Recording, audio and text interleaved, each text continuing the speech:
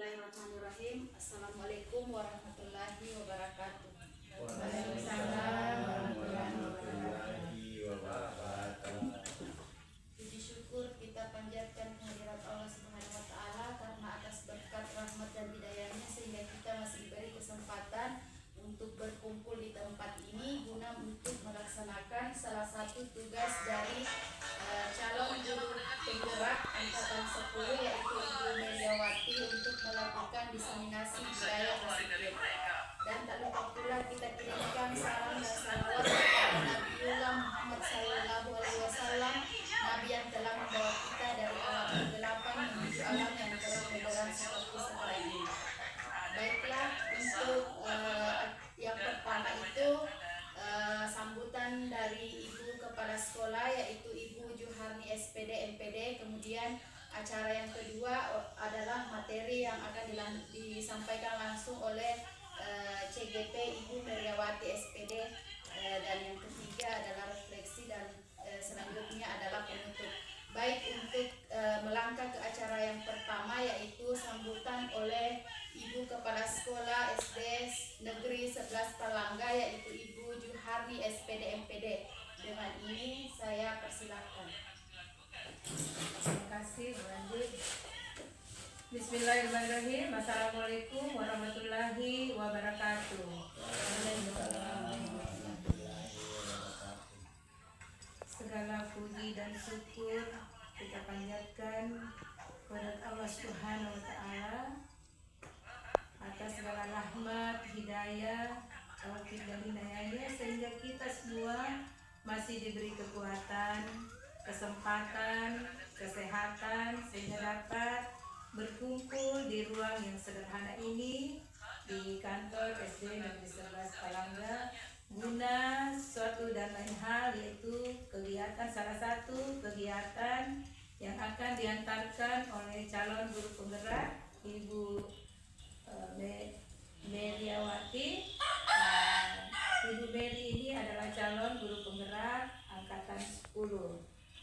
Salam dan salawat tercurahkan kepada baginda Rasulullah Muhammad SAW beserta para keluarganya, sahabat-sahabatnya, dan insya Allah kita semua kaum muslimin dan muslimat yang menginginkan syafaatnya di yaumil akhir. Baik, pertama-tama saya sangat mengapresiasi kepada rekan-rekan kita semuanya. Ada dua yang telah ada di program pendidikan guru penggerak ini. Yang pertama, tentu ini juga senior daripada Ibu Meriawati, yaitu guru penggerak Ibu Andirina Rahman yang sudah menyelesaikan kegiatan ini. Sebentar Ibu akan sampaikan. Kepada guru penggerak Ibu Meriawati juga yang saat ini sedang melaksanakan atau sedang berada di pendidikan guru penggerak yang sebentar akan membagi praktik baiknya tentang diseminasi budaya positif di sekolah untuk semua apa yang didapatkan selama mengikuti program pendidikan guru penggerak, tentunya diimbaskan ilmu-ilmunya kepada kita semua sehingga ilmu itu tidak untuk diri sendiri tetapi di-sharing, berbagi kepada teman-teman, kepada bapak dan ibu guru. Kemudian saya juga tak lupa mengucapkan terima kasih kepada semua teman-teman guru yang secara berkolaborasi meluangkan waktunya untuk diseminasi kegiatan yang akan disampaikan oleh Ibu Meriawati. Itu harapan saya. Kemudian juga tentunya semua ini menjadikan kita untuk sedikit demi sedikit apa yang seharusnya selama ini mungkin kita sudah pahami, bahwa di sekolah itu pelajaran bukan cuma sebagai berpusat kepada guru, tetapi ada yang namanya student center. Ternyata seperti begini. Kemudian juga dari praktik baik yang akan disampaikan oleh CGP Ibu Meriawati akan merubah mindset kita, apa yang belum mungkin kita laksanakan ataupun mungkin kita keliru dalam pelaksanaannya terhadap anak-anak kita di sekolah, marilah kita untuk senantiasa memperbaiki diri dengan apa yang akan ilmu apa yang akan kita dapatkan untuk meningkatkan kompetensi kita. Kita memperbaiki diri pelan-pelan karena sebagai manusia biasa tentunya juga dalam membersamai anak-anak kita di sekolah tentunya mungkin terdapat kekeliruan-kekeliruan karena semuanya ini berproses. Ada namanya kodrat alam, kodrat zaman. Sekarang kita berada di era 21 ini yang semuanya serba era digitalisasi. Kemudian juga begitu juga bahwa semuanya berproses, berinovasi. Oh, kemungkinan strategi pembelajaran saya ini belum tepat. Oh, kemungkinan saya belum menerapkan apa kontrak saya dengan anak-anak berupa keyakinan kelas, kesepakatan belajar di kelas. Kemudian juga mungkin pembelajaran saya cuma monoton. Kemudian juga mungkin saya tidak menerapkan budaya positif. Apa sih budaya positif itu? Karena kita di sini juga sudah ada senior, Ibu Andirina Rahman, tentunya juga ini untuk menjadikan pengalaman-pengalaman belajar kita semua. Nanti sebentar juga ditambah lagi dengan pemaparan dari Ibu Meriawati sebagai calon guru penggerak di angkatan 10, menjadikan paham kita itu semakin meningkat. Kita menerapkan budaya positif di sekolah kita, apa saja yang termasuk budaya positif. Kemudian dari budaya positif itu bagaimana kita guru menerapkan di kelas maupun di sekolah kita. Itu yang saya dapat sampaikan. Tentunya ucapan terima kasih kepada teman-teman guru semuanya yang telah meluangkan waktunya untuk berkolaborasi bersama CGP Ibu Meriawati. Demikian penyampaian saya dan apresiasi saya. Semoga apa yang Bapak Ibu semuanya berkolaborasi dengan Ibu CGP Meriawati menjadikan ladang-ladang pahala buat kita semua, di samping untuk meningkatkan kompetensi belajar dan pengalaman kita.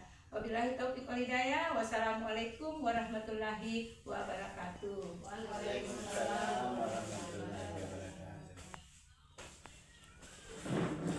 Baiklah, terima kasih Ibu Kepala Sekolah telah memberikan sambutan terkait diseminasi budaya positif yang akan disampaikan oleh Ibu Meriawati. Dan selanjutnya kita beralih ke acara yang kedua, yaitu pemaparan materi mengenai budaya positif di sekolah oleh Ibu CGP Ibu Meriawati SPD. Dengan ini saya silakan.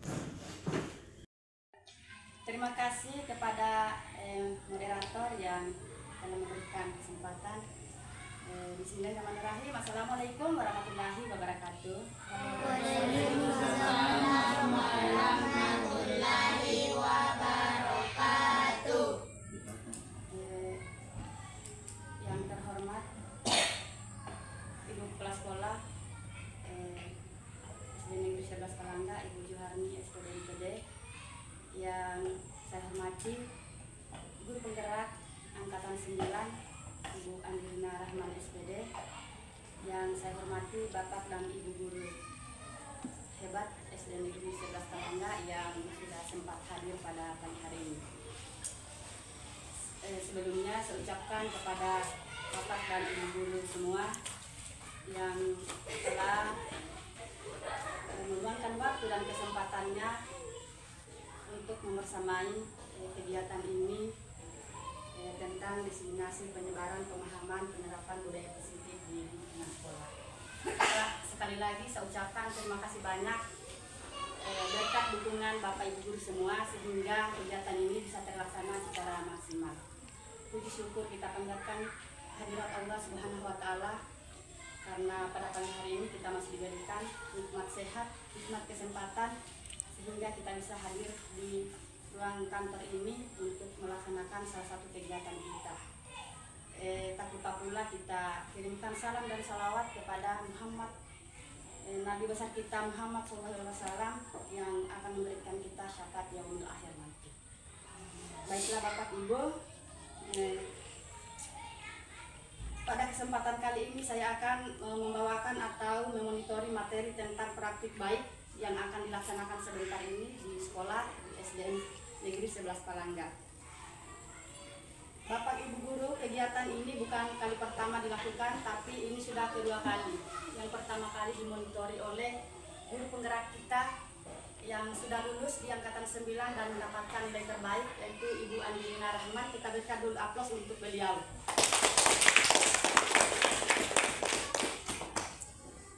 Dan apa yang dilakukan oleh beliau bisa menjadi inspirator untuk kita semua. Baiklah Bapak Ibu hebat,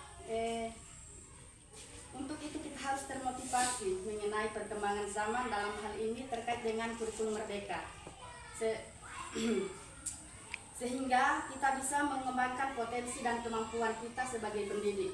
Sehingga apa yang kita miliki terus terasah, terlatih, dan bisa kita implementasikan di sekolah ini untuk mewujudkan dan mengembangkan pendidikan yang ada di SDN 11 Palangga ini.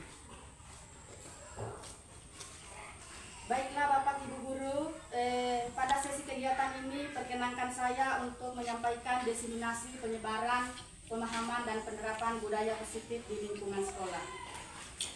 Namun sebelumnya saya memohon maaf yang setinggi-tingginya.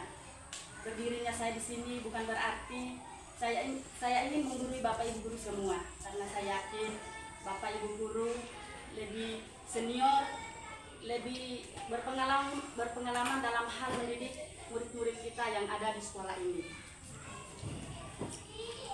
Jadi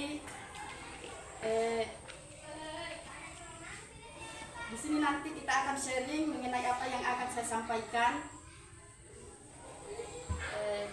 Karena sebelumnya materi ini sudah disampaikan terlebih dahulu oleh guru penggerak kita di angkatan 9. Jadi di sini nanti saya cuma ingin mempertebal dan memperkuat apa yang sudah disampaikan oleh beliau. Baik, kita langsung di konsep utama budaya positif. Jadi konsep budaya utama positif di sini ada beberapa. Yang pertama, perubahan paradigma belajar. Yang kedua, disiplin positif. Yang ketiga, kebutuhan dasar manusia. Yang keempat, motivasi perilaku manusia. Yang kelima, posisi kontrol restitusi. Yang keenam, keyakinan kelas. Dan yang terakhir, segitiga restitusi. Nah Bapak Ibu, sebelum kita lanjut membahas satu persatu, saya ingin bertanya dulu kepada Bapak Ibu Guru semua. Karena ini sudah tidak asing lagi tentang budaya positif. Kira-kira apa yang terlintas di benak Bapak Ibu tentang apa itu budaya positif?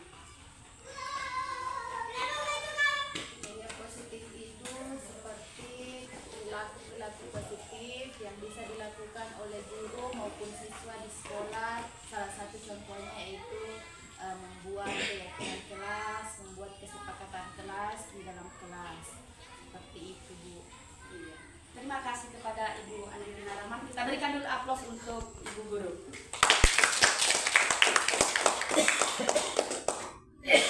Betul, yang sudah disampaikan tadi Ibu Guru itu adalah hal positif yang harus kita laksanakan. Karena budaya positif itu tempat belajar yang membuat murid itu merasa nyaman, aman dan menyenangkan, di mana terjadi di situ ketertibaan, kolaborasi karena adanya nilai-nilai, keyakinan dan kebiasaan-kebiasaan di sekolah yang berpihak pada murid. Hal ini dilakukan agar murid bisa berkembang mandiri, menjadi pribadi yang mandiri, hormat dan bertanggung jawab. Oke, sekarang kita beralih ke konsep yang pertama, yaitu perubahan paradigma belajar.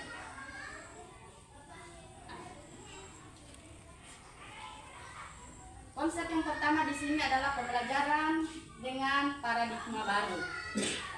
Nah, sebelum saya lanjutkan, saya ingin bertanya lagi, apa itu paradigma baru Bapak Ibu?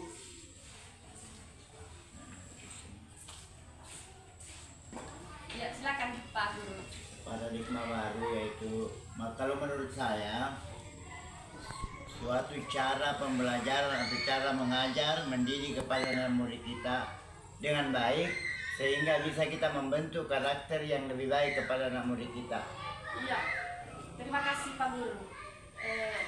Sangat bagus. Kita berikan dulu aplaus untuk Pak Guru kita.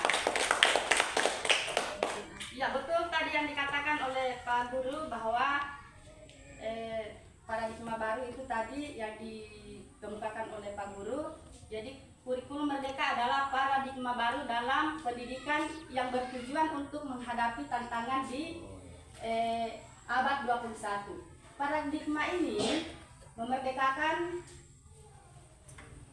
pada pengembangan keterampilan abad 21 seperti keterampilan berpikir kritis, kreativitas, kolaborasi, komunikasi, dan pemecahan masalah dan literasi digital. Jadi paradigma baru ini mengarahkan pada masa yang berkelanjutan. Oleh karena itu tugas penting kita sebagai profesionalitas guru dalam pembelajaran paradigma baru adalah berupaya bagaimana bisa membangun kesadaran peserta didik pada masa yang yang berkelanjutan dengan segala tantangan. Salah satu perubahan paradigma baru adalah pembelajaran yang berpusat pada murid. Pembelajaran dengan paradigma baru ini dirancang berdasarkan prinsip pembelajaran yang berdiferensiasi. Nah, jadi Bapak Ibu, berdiferensiasi adalah metode pengajaran di mana guru menggunakan berbagai cara yang berbeda untuk memenuhi kebutuhan individu setiap siswa sesuai dengan karakteristik dan tingkat kemampuan, minat, dan gaya belajar mereka. Jadi pembelajaran berdiferensiasi ini adalah pembelajaran yang memberikan keleluasaan pada murid untuk meningkatkan potensi diri sesuai dengan kesiapan belajar, minat, dan profil pelajar siswa. Pembelajaran berdiferensiasi ini tidak hanya berfokus pada produk. Pembelajaran berdiferensiasi ini tetapi juga fokus pada proses dan konten. Salah satu cara untuk menerapkan pembelajaran berdiferensiasi adalah kurikulum merdeka adalah memberikan pilihan pada siswa dalam memilih materi yang mereka ingin pelajari, sehingga siswa dapat belajar dengan kebutuhan dari tahap perkembangan. Jadi tugas kita sebagai seorang pendidik adalah menuntun dan memfasilitasi murid untuk mewujudkan profil pelajar Pancasila. Jadi pembelajaran berdiferensiasi ini merujuk lagi kepada profil pelajar Pancasila. Nah, kira-kira ada berapa Bapak Ibu dimensi yang ada dalam profil pelajar Pancasila? Oke, ada yang bisa menjawab? Ada berapa dimensi profil pelajar Pancasila? Nah, di antaranya apa saja?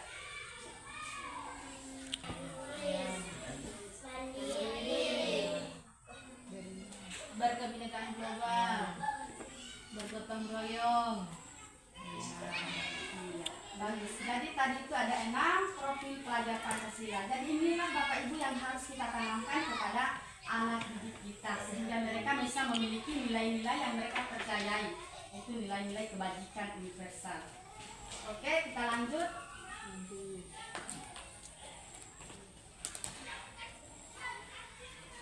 Oke.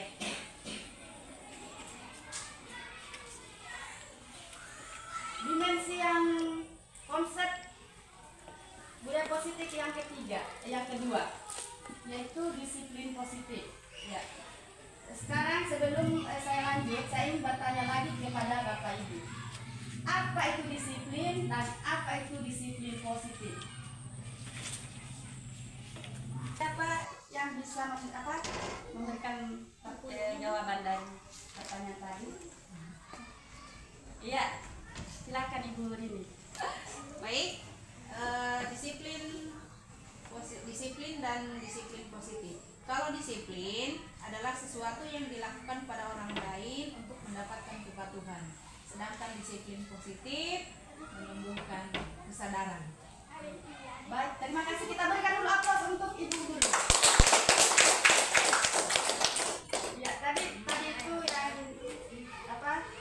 sudah tepat sekali. Jadi dalam budaya positif, makna kata disiplin di sini adalah sesuatu yang dilakukan seseorang pada orang lain untuk mendapatkan kepatuhan. Namun cenderung kita menghubungkan kata disiplin itu dengan ketidaknyamanan. Kenapa dikatakan ketidaknyamanan? Contoh, misalkan saya tidak ke sekolah hari ini karena alasannya ini bersantai-santai di rumah. Tetapi di sisi lain muncul di benak saya bahwa kalau saya tidak ke sekolah, apa yang akan terjadi? Misalnya, tentu saya akan dimarahi oleh kepala sekolah. Nah, itulah yang dibilang tadi disiplin dengan cenderung menghubungkan ketidaknyamanan. Saya ingin disiplin, tetapi takut karena akan dimarahi. Berarti ini termasuk motivasi ekstrinsik. Intrinsik. Maksudnya motivasi dari luar. Ekstrinsik ya. Motivasi dari luar. Disiplin positif merupakan salah satu cara penerapan disiplin yang bertujuan untuk menumbuhkan kesadaran serta memperdaya anak untuk melakukan sesuatu tanpa sogokan. Ya. Tanpa sogokan. Maksudnya di sini anak-anak ingin melaksanakan disiplin, tetapi dia mengharapkan imbalan dari orang lain atau pujian. Dia ingin melakukan disiplin, tapi ada sesuatu yang diharapkan. Misalkan ingin dipuji, ingin mendapatkan imbalan. Ini juga termasuk motivasi ekstrinsik, motivasi dari luar, bukan motivasi dari dalam diri. Ya. Baik, jadi kita sebagai pendidik, tujuan kita adalah menciptakan anak-anak yang memiliki disiplin diri sehingga mereka bisa berperilaku sesuai dengan nilai-nilai kebijakan universal. Nah, nilai-nilai kebijakan, maksudnya itu nilai-nilai kebijakan itu nilai-nilai yang mereka yakini. Nah, salah satu contoh seperti apa Bapak Ibu nilai-nilai kebijakan? Misalnya seperti mandiri, tanggung jawab, apalagi hormat atau saling menghargai dan menghormati. Itu adalah nilai-nilai kebijakan. Universal, artinya itu universal adalah umum, berlaku untuk semua orang atau mendunia. Ya. Jadi nilai-nilai kebijakan ini adalah sifat-sifat positif manusia yang merupakan tujuan mulia yang ingin dicapai setiap individu dan memiliki motivasi intrinsik, bukan ekstrinsik, motivasi dari luar. Baik, next kita lanjut ke konsep yang ketiga. Motivasi perilaku manusia. Nah, motivasi perilaku manusia tadi masih ada hubungannya dengan disiplin positif. Motivasi perilaku manusia di sini ada 3. Nah, yang pertama untuk menghindari ketidaknyamanan, dan yang kedua untuk mendapatkan imbalan, dan yang ketiga ini untuk menjadi orang yang mereka inginkan dan hargai sesuai menghargai diri sendiri sesuai dengan nilai-nilai yang mereka percayai. Yang pertama, untuk menghindari ketidaknyamanan. Nah, tadi saya sudah singgung pada disiplin positif. Menghindari ketidaknyamanan dan hukuman. Biasanya orang yang termotivasi perilakunya untuk menghindari hukuman atau ketidaknyamanan akan bertanya, apa yang akan terjadi apabila saya tidak melakukannya? Tadi saya sudah berikan contoh. Nah, apa yang akan terjadi jika saya tidak melakukannya? Nah, seperti tadi saya berikan contoh, saya ingin tidak ke sekolah hari ini karena ingin bersantai-santai di rumah. Tapi di benak saya muncul, jika saya tidak ke sekolah hari ini, maka saya akan dimarahi oleh kepala sekolah. Gitu. Nah, yang benar tadi menghindari ketidaknyamanan. Yang sini ada contohnya, misalkan murid melakukan disiplin diri karena takut dihukum. Ini merupakan motivasi intrinsik. Yang kedua, untuk mendapatkan imbalan atau penghargaan dari orang lain. Nah, di sini juga orang berperilaku untuk mendapatkan imbalan atau penghargaan dari orang lain. Orang akan memotivasi ini akan bertanya, apa yang akan saya dapatkan apabila saya melakukannya? Misalkan contoh, saya ke sekolah pagi-pagi. Saya ke sekolah pagi-pagi karena ingin mendapat pujian dari teman-teman atau kepala sekolah. Bukan karena tugas saya seorang guru, tugas saya seorang pendidik. Nah, itu yang dibilang tadi, mendapatkan imbalan atau pujian. Nah, ini juga termasuk motivasi intrinsik, motivasi dari luar, bukan motivasi dari diri, motivasi dari orang atau dari luar. Yang terakhir, untuk menjadi orang yang mereka inginkan dan menghargai diri sendiri. Dengan nilai-nilai yang mereka percayai, orang akan memotivasi ini akan bertanya, akan menjadi orang yang seperti apa apabila saya melakukannya. Mereka melakukan sesuatu karena nilai-nilai yang mereka yakini dan hargai, dan mereka melakukan karena mereka ingin menjadi orang yang melakukan nilai-nilai tersebut yang mereka yakini. Nah, ini adalah motivasi yang akan membuat seseorang menjadi disiplin positif, karena motivasi dan perilakunya itu bersifat internal, bukan eksternal, atau dampak dari motivasi eksternal. Inilah yang Bapak Ibu guru yang perlu kita tanamkan kepada peserta didik, adalah motivasi dari diri, motivasi diri. Misalkan contoh, anak-anak kalau dari rumah ke sekolah, misalkan tiketnya ke sekolah tidak langsung tiket, tidak langsung mengerjakan tugasnya, karena memang itu tidak ada motivasi dari dalam diri. Nanti ada guru yang mengarahkan, baru dia melaksanakan tugasnya. Itu karena memang tidak ada motivasi dari diri tersebut. Nah, jadi Bapak Ibu, di sini kan kita akan tanamkan motivasi diri atau motivasi intrinsik. Ya baik, kita ke motivasi yang keempat, konsep yang keempat,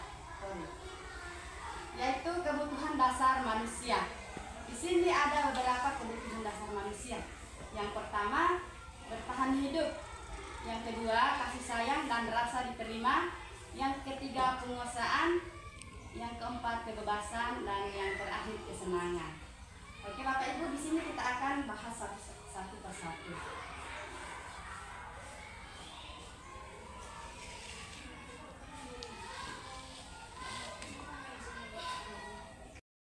Ya, jadi kebutuhan dasar manusia itu ada 5. Yang pertama, bertahan hidup, kasih sayang, rasa diterima, penguasaan, kebebasan, dan kesenangan. Sekarang kita bahas satu persatu. Jadi 5 kebutuhan dasar manusia itu, jadi seluruh tindakan manusia memiliki tujuan tertentu. Semua yang kita lakukan adalah usaha terbaik untuk mendapatkan apa yang kita inginkan. Ketika kita sedang mendapatkan apa yang kita inginkan, sebenarnya saat itu kita sedang memenuhi satu kebutuhan kita, satu kebutuhan dasar kita. Misalkan di sini ketika seorang murid melakukan sesuatu perbuatan yang bertentangan dengan nilai-nilai kebijakan, kebajikan, atau melanggar peraturan, hal ini sebenarnya dikarenakan mereka gagal memenuhi kebutuhan dasar mereka. Untuk itu, untuk lebih jelasnya, mari kita bahas satu persatu. Yang pertama, bertahan hidup. Kebutuhan bertahan hidup adalah kebutuhan yang bersifat psikologis untuk bertahan hidup. Misalkan apa, Bapak Ibu? Untuk bertahan hidup, misalkan apa? Kebutuhan apa? Makanan,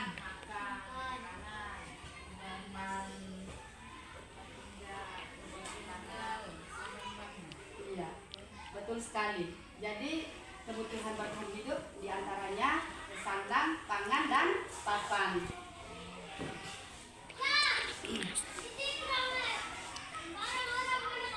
Jadi kebutuhan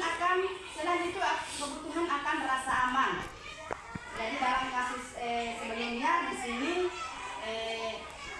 Doni yang mengambil bekal temannya.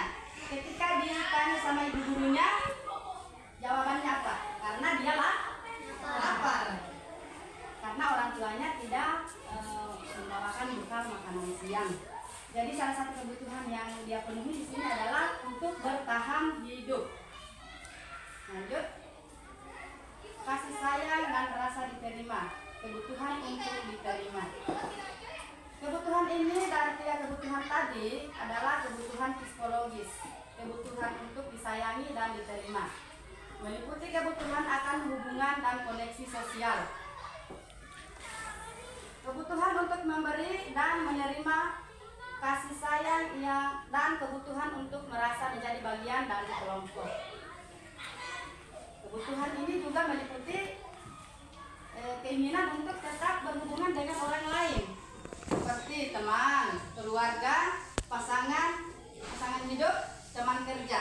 Iya.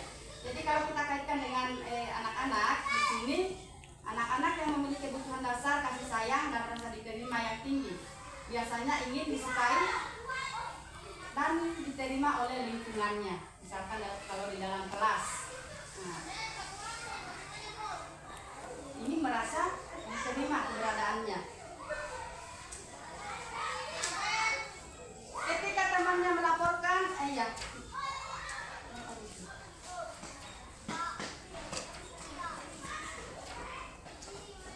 selain itu mereka juga ingin akrab dengan orang tuanya, atau biasa mereka belajar karena suka pada gurunya. Mereka belajar karena suka pada gurunya. Bagi mereka teman sebaya adalah sangatlah penting. Mereka juga bisa suka bekerja dalam kelompok. Nah, dalam kasus tadi Doni menjawab bahwa alasannya mengambil bekal temannya karena dia merasa senang temannya jadi diperhatikan. Jika temannya ini melaporkan tindakannya kepada guru, guru juga ini akan menyampaikan kepada orang tuanya, sehingga orang tuanya ini bisa memperhatikan Doni dengan menyiapkan bekal siangnya. Jadi kebutuhan yang dia penuhi di sini adalah kebutuhan akan diterima ataupun kasih sayang. Lanjut, penguasaan. Penguasaan di sini kebutuhan penguasaan atas kemampuan. Kebutuhan ini berhubungan dengan kekuatan untuk mencapai sesuatu, menjadi kompeten, menjadi terampil, diakui atas prestasi yang dia miliki, ingin dihargai. Terus kebutuhan ini meliputi keinginan untuk dianggap atau dihargai atas kemampuan yang dia miliki.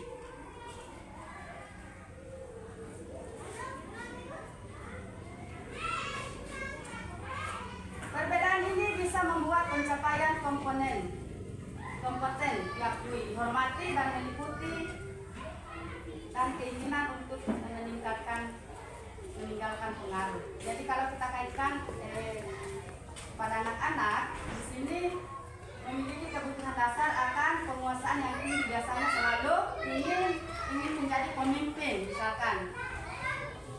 Mereka juga suka mengamati sebelum mencoba hal baru untuk mencobanya. Mereka kadang-kadang kecewa bila melakukan sesuatu itu gagal. Jika kaitkan dengan kasus tadi Doni adalah dia merasa hebat karena temannya takut dengan dia menuruti keinginannya, maka sebenarnya Doni ini sedang berusaha untuk memenuhi kebutuhan dasar kekuasaannya. Oke, lanjut. Kebutuhan kebebasan. Kebebasan akan pilihan. Kebebasan akan pilihan. Kebutuhan untuk bebas adalah kebutuhan akan mandiri, otonomi, memiliki pilihan dan mampu mengendalikan arah hidup seseorang. Ya, jadi kalau kita kaitkan dengan kasus tadi, jawaban Doni bahwa dia merasa bosan dengan bekal makan yang dibawakan oleh ibunya, karena ibunya selalu membawakan bekal yang itu saja. Jadi dia ingin berusaha menikmati bekal makan siang temannya yang beragam. Jadi kebutuhan yang bisa dipenuhi di sini ini adalah kebutuhan akan kebebasan. Yang terakhir, kesenangan. Kebutuhan akan kesenangan adalah kebutuhan untuk mencari kesenangan. Kita juga, Bapak Ibu guru jelas ingin bersenang-senang. Misalkan habis melakukan sesuatu, kita ingin bersenang-senang. Jadi kalau kita kaitkan dengan anak-anak di sini adalah kebutuhan kesenangan yang tinggi, biasanya ingin menikmati apa yang mereka lakukan. Mereka juga bisa berkonsentrasi tinggi melakukan hal-hal yang mereka senangi. Jika kita kaitkan di sini kasus Doni yang tadi, Doni menjawab bahwa ia melakukan karena iseng saja. Dia ingin menikmati ekspresi wajah temannya yang lucu. Maka berarti Doni sedang berusaha memenuhi kebutuhan akan kesenangan. Oke, next. Kita ke konsep yang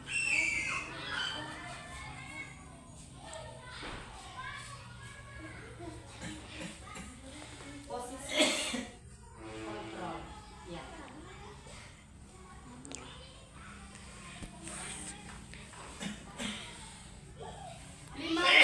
Kontrol guru.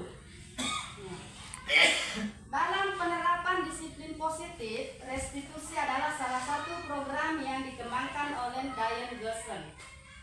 5 posisi kontrol adalah perjalanan seseorang pendidik agar dapat mengenali dirinya. Ya, yang pertama, 5 posisi kontrol diantaranya: yang pertama, posisi penghukum; yang kedua, posisi pembuat bersalah; yang ketiga, posisi teman; dan yang keempat, posisi pemantau; yang terakhir adalah posisi manajer. Nah, 5 posisi ini kira-kira Bapak Ibu berada di posisi mana?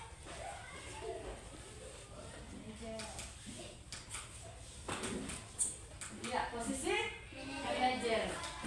Boleh dijelaskan apa itu posisi manajer? Seperti kita berada di suatu lingkungan atau suatu sekolah, seorang guru itu tidak lagi untuk memberikan hukuman, memberikan sanksi kepada siswa tersebut, tetapi kita berada pada tingkat di atasnya itu seperti manajer. Kemudian apa yang kita yakini, apa yang kita kerjakan itu kita bersama-sama untuk memperbaiki masalah itu, bukan kita menyalahkan atau memberikan hukuman kepada anak tersebut.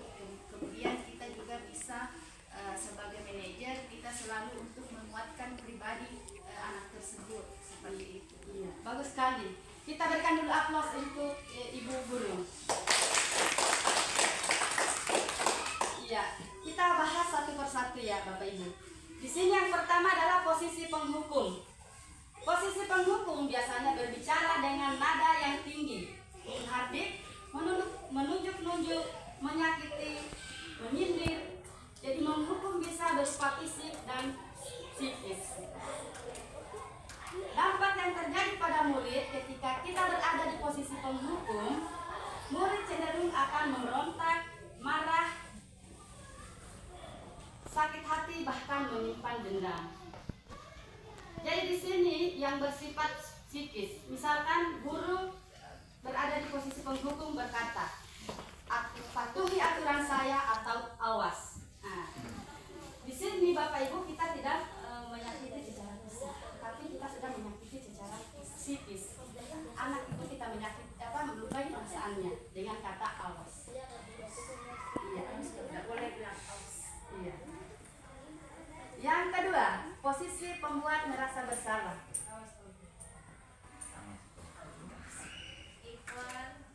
Guru berbicara dengan nada tenang, cenderung lembut, namun kata-kata yang dilontarkan membuat murid merasa gagal.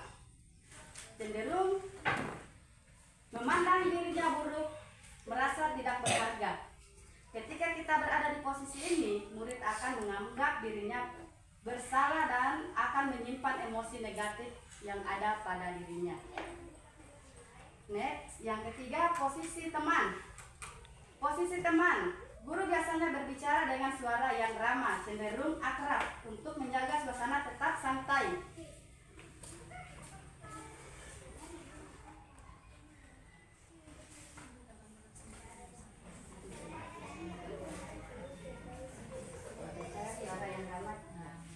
Murid akan merasa nyaman bersama guru.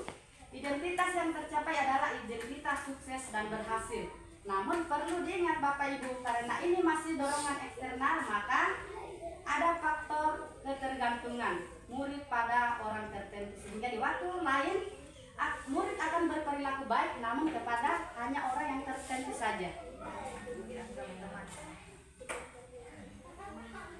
Posisi pemantau atau ya, ada posisi yang keempat, posisi pemantau. Posisi pemantau mengandalkan penghitungan data untuk mengontrol murid. Guru mengarahkan murid berdasarkan peraturan dan konsekuensi yang ada. Seorang pemantau menunjukkan bahasa tubuh dan ekspresi wajah yang datar dan cenderung formal. Posisi manajer. Nah, tadi sudah dijelaskan oleh Ibu Guru, Ibu Andrina Rahman, bahwa posisi manajer ini adalah posisi kontrol yang disarankan untuk membimbing murid untuk memiliki sikap disiplin yang positif, yaitu murid yang mandiri, tanggung jawab, dan dapat memecahkan masalah. Tujuan dari posisi ini adalah agar murid dapat merefleksi atas tindakan. Guru akan tulus memberikan pertanyaan-pertanyaan bermakna sehingga murid dapat belajar dari kesalahannya dan mencari solusi untuk menyelesaikan. Iya, jadi dari kelima posisi di atas adalah tadi sudah dijawab oleh Ibu Guru. Guru itu berada di posisi manajer karena menunjang dari motivasi intrinsik. Motivasi yang paling ideal yang akan dituju pada setiap pendidik. Pada posisi ini guru dapat menerapkan disiplin positif yang berpihak pada murid dan memerdekakan murid.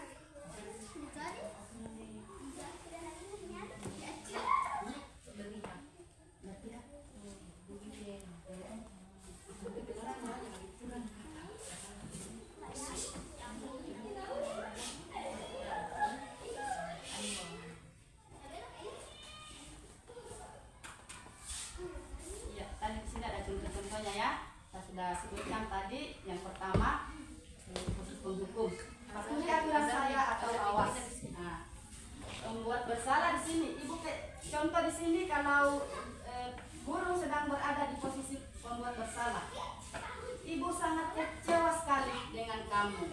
Nah, berarti dia menganggap dirinya anak ini tidak bisa membanggakan orang lain. Konsep kelima ya. Keyakinan kelas. Sebelum saya lanjut, saya mau bertanya, Bapak Ibu sudah mempunyai keyakinan kelas di kelas masing-masing? Iya, oke, bagus. Jadi kita perhatikan kalimat di bawah ini. Mengapa tidak peraturan saja? Mengapa harus keyakinan kelas? Ada yang bisa memberikan tanggapan? Apakah ini kedua kalimat yang sama atau kedua kalimat yang berbeda? Kalau keyakinan kelas itu kesepakatan antara siswa dengan murid, apa yang disepakati bersama di kelas. Kalau peraturan dominan gurunya yang memberi peraturan sendiri. Iya, betul sekali. Kita berikan dulu aplaus untuk Ibu Guru. Iya, bagus sekali tadi yang sudah dikatakan oleh Ibu Guru bahwa kalimat ini adalah dua kalimat yang berbeda. Peraturan itu adalah yang membuat sekolah, guru ataupun sekolah. Sedangkan keyakinan kelas ini yang membuat adalah siswa dan guru-guru yang ada di dalam kelas tersebut. Nah, di sini ada kalimat. Mengapa kita memiliki peraturan memakai helm saat mengendarai sepeda motor? Nah, dalam nilai-nilai apa yang terdapat dalam kalimat tersebut? Nilai-nilai kebijakan apa yang ada dalam kalimat tersebut? Karena kalau keyakinan kelas itu merujuk pada keyakinan. Nah, di sini ini kan masih peraturan. Jadi kalau kita ubah menjadi keyakinan kelas, nilai apa yang ada pada kalimat tersebut? Keselamatan. Iya. nilai keselamatan. Iya. Jadi kita memakai helm karena umat kita ini selamat. Maksudnya bukan selamat melindungi gimana? Ya, betul, yang begitu. Yang kedua, kenapa kita memiliki peraturan tentang menggunakan masker, mencuci tangan? Ya, iya, betul sekali. Jadi nilai yang terdapat, iya, nilai yang terdapat pada kalimat tersebut adalah keselamatan dan kesehatan. Kalimat yang ketiga, dilarang membuang sampah sembarangan. Iya, nilai apa yang ada dalam kalimat? Iya, betul sekali, menjaga kebersihan. Jadi ini masih peraturan. Nanti kita akan ubah menjadi keyakinan kelas seperti tadi. Dilarang membuang sampah. Jadi di dalam kelas itu tidak ada lagi kata-kata dilarang. Kita ubah menjadi kalimat positif. Tidak membuang sampah. Iya, menjaga paling konkret di situ adalah menjaga kebersihan. Jadi di dalam kelas itu tidak ada lagi kata-kata dilarang, tidak boleh. Nah, kita ubah menjadi kalimat positif. Jadi sini ada langkah-langkah pembuatan keyakinan kelas. Ya. Keyakinan kelas. Keyakinan kelas itu lebih bersifat abstrak daripada peraturan kelas yang terperinci dan konkret. Keyakinan kelas berupa pernyataan universal. Apa itu universal? Tadi saya sudah singgung. Iya, itu sekali. Universal itu menyeluruh, berlaku untuk semua orang. Yang ketiga, pernyataan keyakinan kelas dibuat dalam bentuk positif. Jadi merujuk pada kalimat-kalimat positif.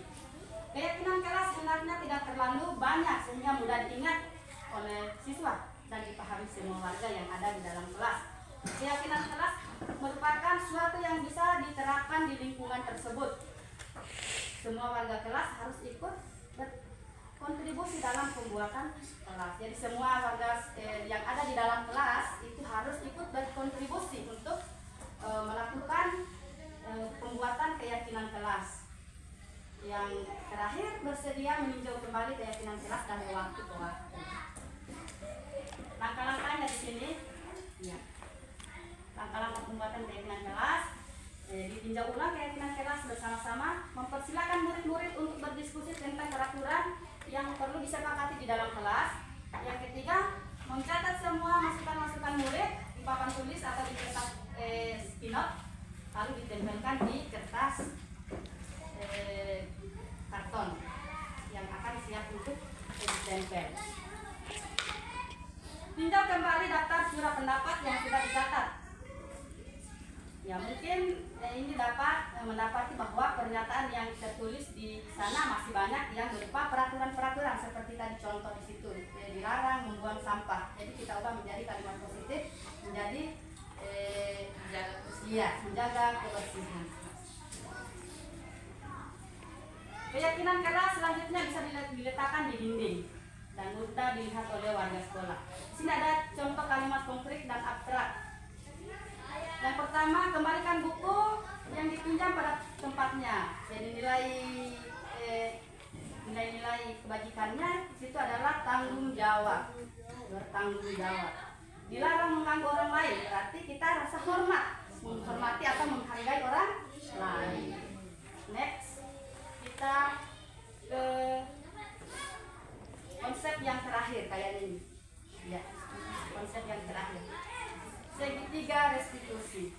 Ya, Bapak Ibu, saya rasa mungkin semua kita sudah mempelajari di PNN tentang segitiga restitusi ini. Saya kira semua Bapak Ibu sudah mengetahui tentang apa itu segitiga restitusi. Ya.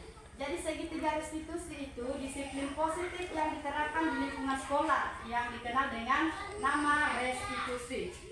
Segitiga restitusi adalah suatu proses dialog yang dijalankan oleh guru dan orang tua agar dapat menghasilkan murid yang mandiri, tanggung jawab. Pada saat guru berada di posisi manajer, aspek yang dikembangkan murid adalah motivasi intrinsik. Sehingga penanaman nilai-nilai kebajikan diharapkan dapat tumbuh dan berkembang menjadi suatu kebiasaan.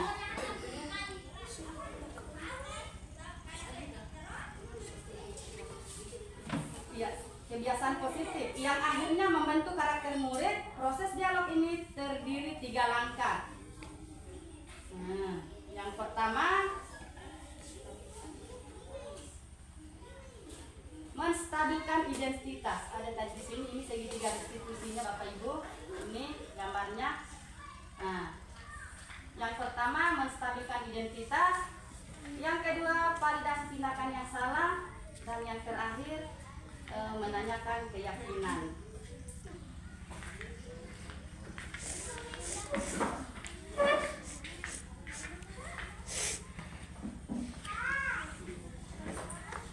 Oke, jadi yang sisi pertama adalah menstabilkan identitas. Misalkan, jika ada murid yang melakukan kesalahan atau melanggar peraturan, kita sebagai pendidik tidak langsung memberikan hukuman kepada anak tersebut. Kita harus mencari tahu apa yang melatar belakangi anak itu melakukan hal tersebut. Ya, kita tahu apa alasannya. Setelah itu kita tanya apa keyakinannya, kan kita sudah bikin keyakinan kelas di dalam. Nah, jadi berdasarkan prinsip membuat kesalahan, berdasarkan prinsip membuat kesalahan bagian dari proses pembelajaran. Jadi membuat kesalahan itu adalah bagian dari proses pembelajaran. Sisi pertama ini berperan menggeser identitas murid ke identitas dari identitas gagal ke identitas sukses. Jangan mengkritik murid bila sedang mengalami identitas gagal. Jika kita mengkritiknya, maka tidak akan berubah. Kita bisa mengajukan pertanyaan-pertanyaan berikut. Ya, di sini pada menstabilkan identitas. Jadi jika ada murid yang melakukan pelanggaran, bisa kita memanggilnya.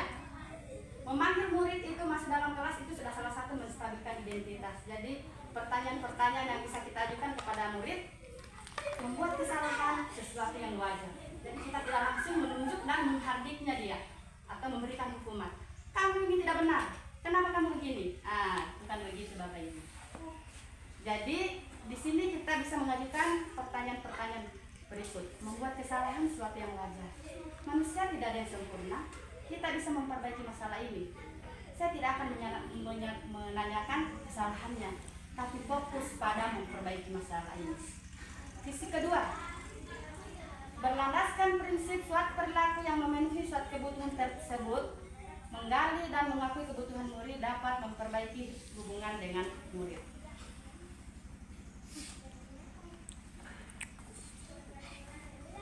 Ini dapat memperbaiki hubungan dengan murid.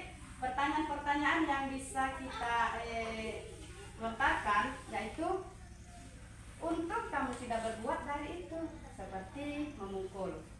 Kamu bukan melakukannya tanpa suatu alasan, bukan? Ketiga, kamu melakukannya karena kamu mempertahankan sesuatu yang penting bagimu. Itu sisi yang kedua tadi. Sisi yang terakhir, menanyakan keyakinan. Pada dasarnya kita termotivasi intrinsik. Setelah perilaku ini dilandasi identitas sukses sudah stabil, maka murid siap mengaitkan dengan keyakinan kelas yang sudah disepakati tadi. Salah satu pertanyaan yang bisa kita lontarkan, sebagai keluarga atau warga kelas, keyakinan apa yang kita yakini? Nah, itu dia akan mengingat tentang keyakinan tadi yang dia sudah tulis. Misalkan dia melanggar membuang sampah tadi. Nah, keyakinan apa? Oh ya, Bu, saya lupa menjaga kebersihan. Nah, di situ kita akan memberikan anak-anak penguatan. Yang kedua, nilai-nilai apa yang telah kita sepakati. Ya. Itulah tadi pemaparan dari 7 konsep utama disiplin positif. Jadi dalam penerapan disiplin positif, hendaknya guru memiliki standar kepribadian profesional dan sosial yang baik, di mana guru mampu merefleksikan pada posisi kontrolnya saat ini bagaimana perjalanan dirinya sebagai amo, posisi manajer, dan menuntun murid menjadi mandiri, merdeka, dan bertanggung jawab. Semoga sesi belajar kita ini dapat membawa manfaat sehingga bisa mewujudkan profil pelajar Pancasila.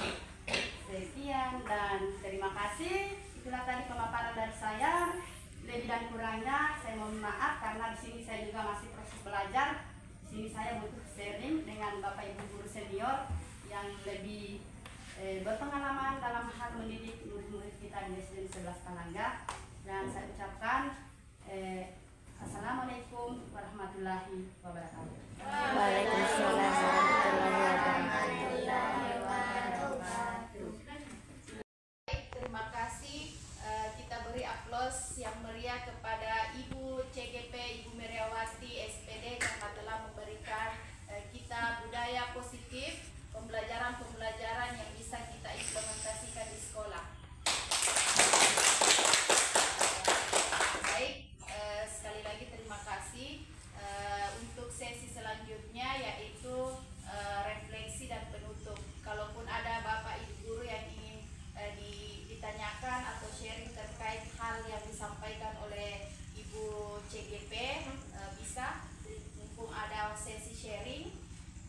Kalaupun tidak ada, kita akan tutup pemaparan materi yang disampaikan oleh Ibu CGP. Semoga apa yang dia sampaikan hari ini bisa bermanfaat untuk kita semua dan kita bisa membawa budaya-budaya positif ini di sekolah kita, baik itu kepada rekan guru maupun juga kepada murid-murid kita. Baik, saya akhiri dan saya tutup dengan ucapan hamdalah, alhamdulillah. Saya ucapkan wassalamualaikum warahmatullahi wabarakatuh. Guru penggerak. Assalamualaikum warahmatullahi wabarakatuh.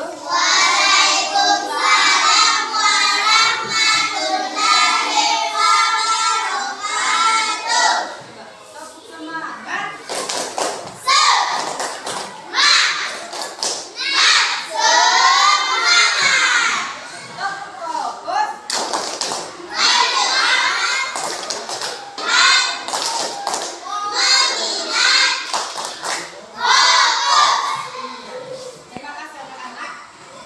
Jadi anak-anak kita akan membuat peraturan kelas.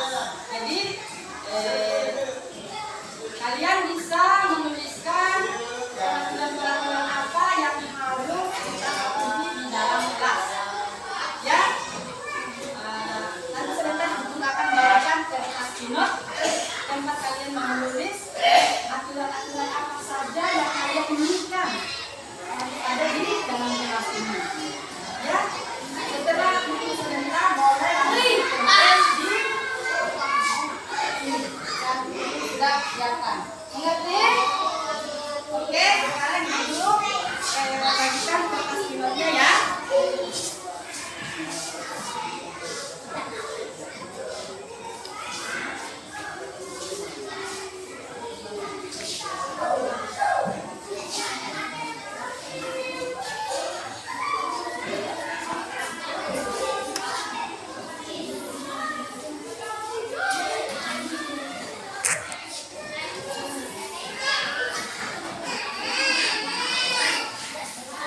Ya, silakan tulis